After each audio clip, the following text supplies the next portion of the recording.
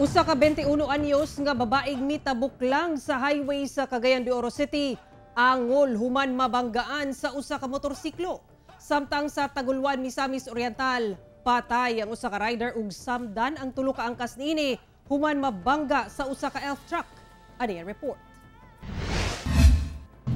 Mga tuman sila dito. Hala, na disgrasya.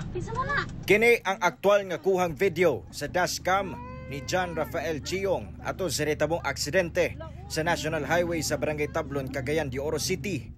Makita ang pagkalagpot sa usa ka babaeng biktima nga igo lang mitabok sa pedestrian lane sa maong dalan.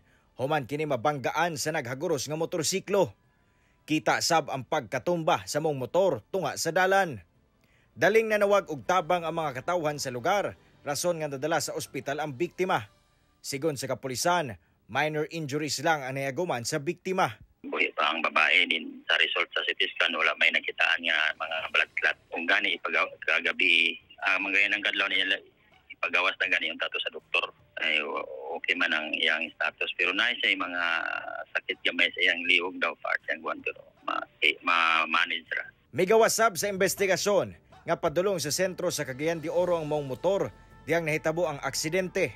Wala matod pa mabantay sa rider ang biktima nga mitabok. Kusog-kusog ito yung dagan din. Wala po doon niyang makita kaya yung iyang helmet. Tinted yung helmet.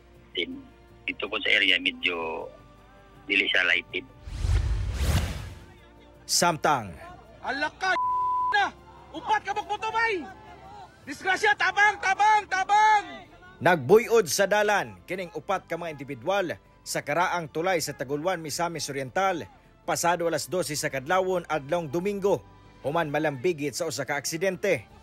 Matod sa investigasyon sa Taguluan Police nga ang mga biktima sakay sa usa ka motorsiklo nga kalit kunong mibangga sa likod nga bahin sa usa ka elf truck. Patay ang driver sa mong motor nga giilang si Eric Balangyaw, 40 anyos, og residente sa poblasyon Sugbong Kugon, Misamis Oriental. Samtang ang tulo ka mga angkas niini gidala ngadto sa ospital og padayong ginatambalan. Ang driver sa truck gikustodiya sa kapulisan og posibleng mag-atubang og kasong reckless imprudence resulting to homicide and multiple physical injuries. I-consider lang gid nato no nga kinahanglan nga kanang tanan mga driver kuan gid siya kanang defensive driver gid siya, sir. Then follow lang gid ka sa mga traffic rules, then isundo nato ang unsay mga signage nga naa sa atong kadalanan. Kauban si Makoy Sempron sa kamera.